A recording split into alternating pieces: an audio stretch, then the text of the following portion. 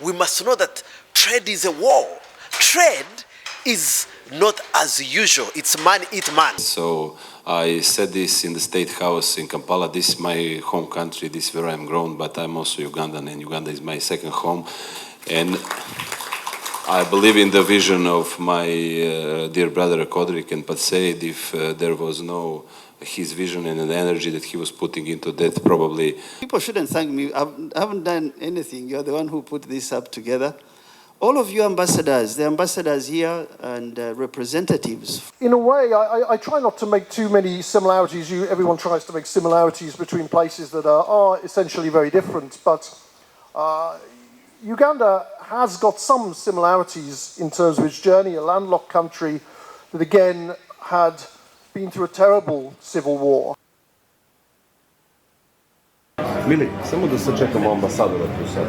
Ja bih ga sačekao. Bratislava. Bratislava. Ej.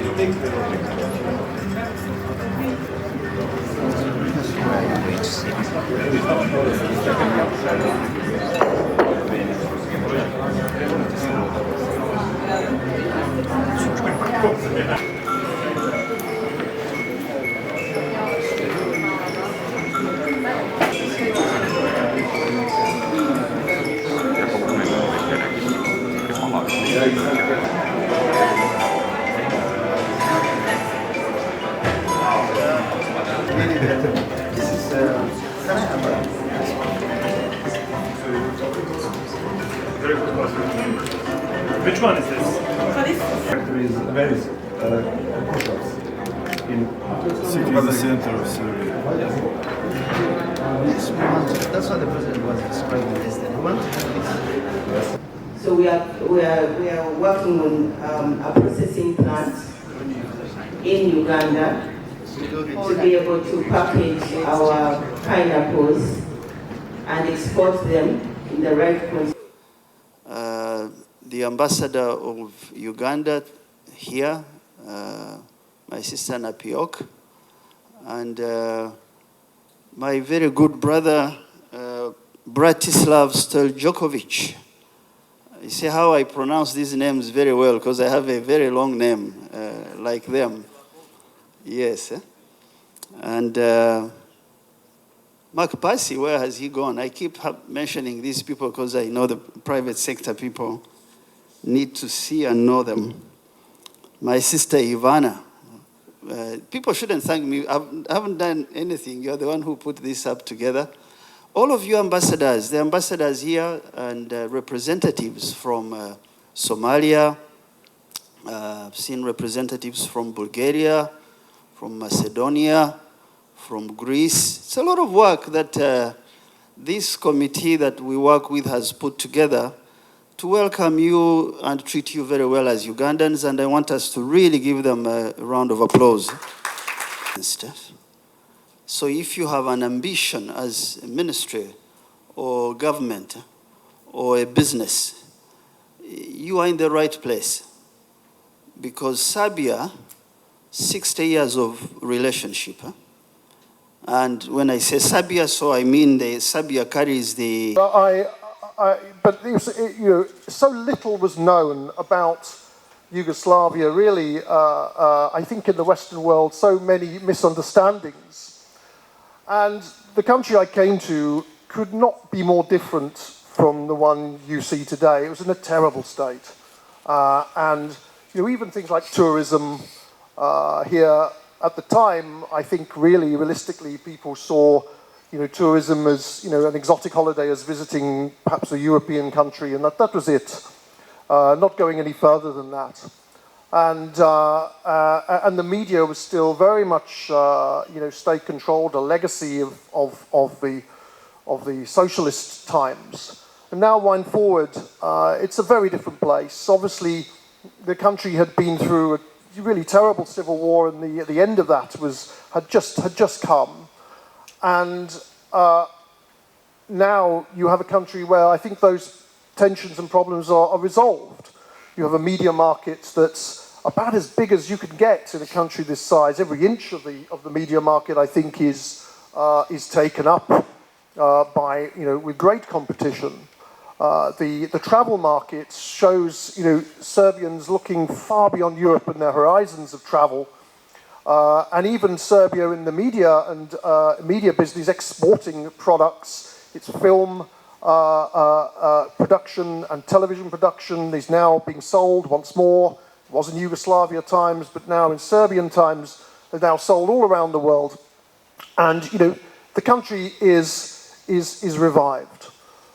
Uganda, in a way, I try not to make too many similarities. Everyone tries to make similarities between places that are essentially very different, but Uganda has got some similarities in terms of its journey, a landlocked country that again had been through a terrible civil war. And now, many years later, those tensions are resolved. It had been stable for a very long time. It has a fantastic tourism sector that, is not perhaps as well known as some of its neighbouring countries. So there's vast opportunities for expansion in terms of investment and also for learning more about a new place. It's a perfect opportunity for the more adventurous people from Serbia, to travel down and find unique connections in a place like Uganda. And also in the media market, which, in a country of now 45 million people, my own country is nearly 70 million, in a few years, Uganda will overtake Britain in terms of size of population. This is a fast-growing market, a youth market. 17 is the median age. You can't want a better media market than that if you're looking for expansion. Obviously, it's English-speaking, which means that the opportunities are not just in Uganda itself, but further afield in Africa.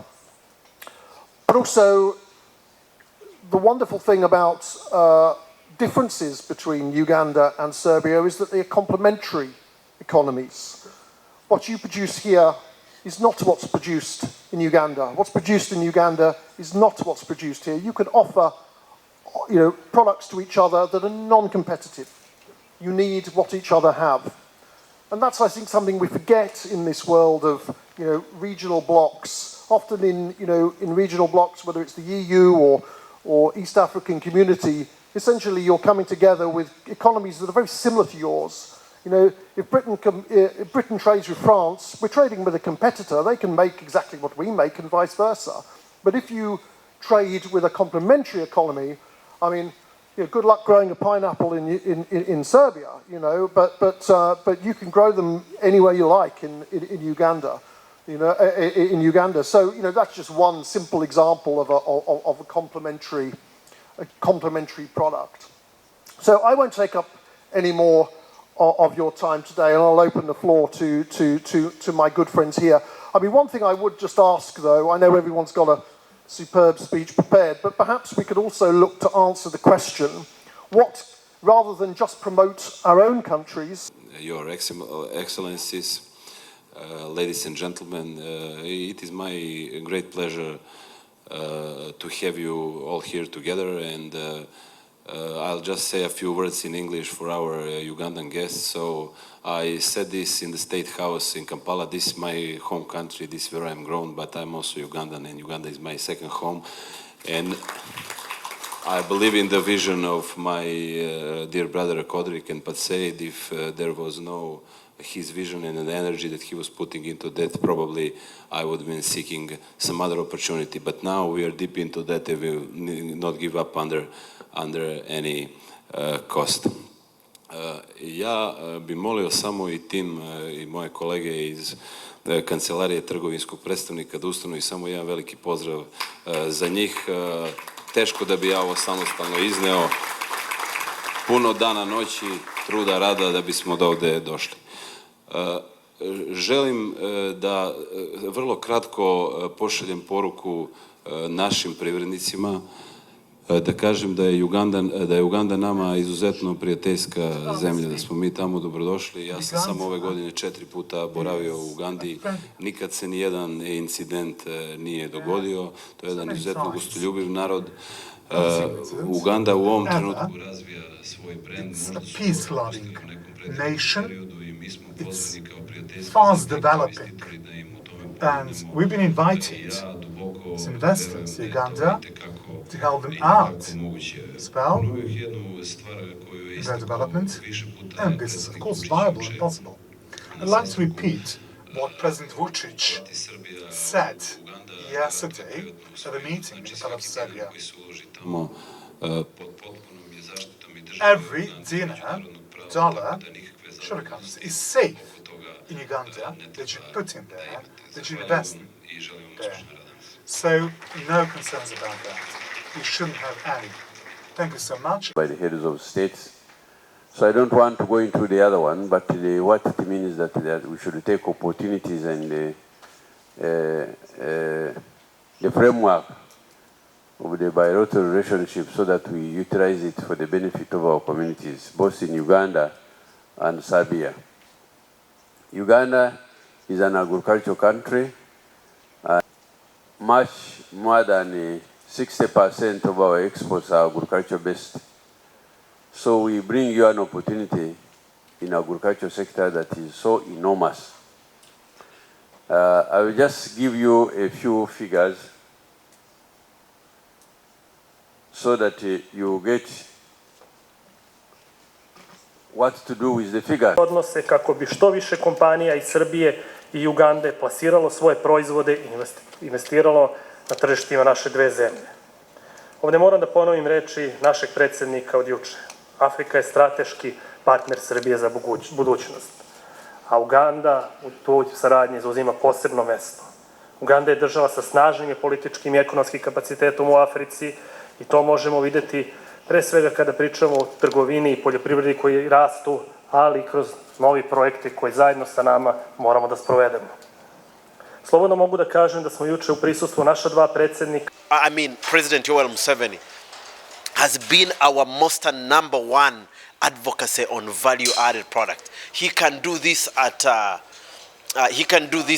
an advocacy level, at a policy level. But now, as the implementers, as the real exporters, as the real people who are touch and feel of the real economy that our president talks about, then what we need to do is that we must invest in our branding and marketing. We must know that trade is a war. Trade is not as usual. It's man eat man.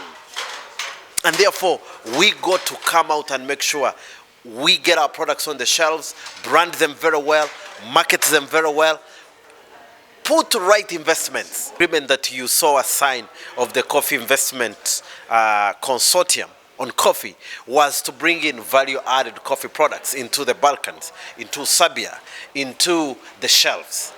So what that means to a farmer is that if a farmer has been able to get $2, I've told you before that every kilo of green coffee we get out of the country, we lose 15,000 shillings. And therefore, we must narrow that gap. And the moment you narrow that gap and the farmer is getting more money, then the whole of Uganda will increase on coffee production. I can tell you, if the farmer gets the right price, you will see 20 million bags in the next 5 years.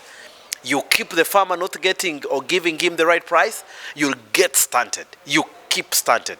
So one, it's for the benefit of the country, but also it's for the benefit of the consumer, of the West. It's a benefit to sustain, because if we see all this rise in coffee taking in the West, in the East, in China, in Asia, and we are not sustaining the production, then there's a big problem. And therefore, in my own thinking, we must consider the farmer.